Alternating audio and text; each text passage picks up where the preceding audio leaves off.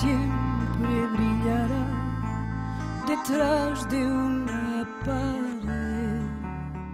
Qué hermoso aquel jardín con rosas y jazmín, con fieras finas de cristal y vuelves como melena de oro tiene aquel león y un toro manso junto al corazón, un águila desplegando las alas con la mirada que nunca se olvidará.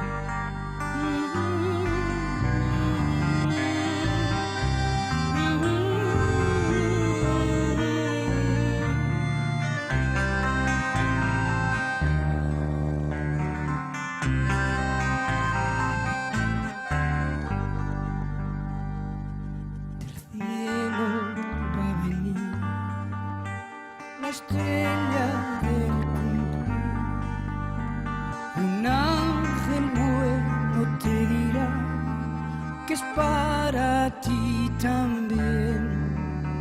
Amar es recibir, brillar es repartir.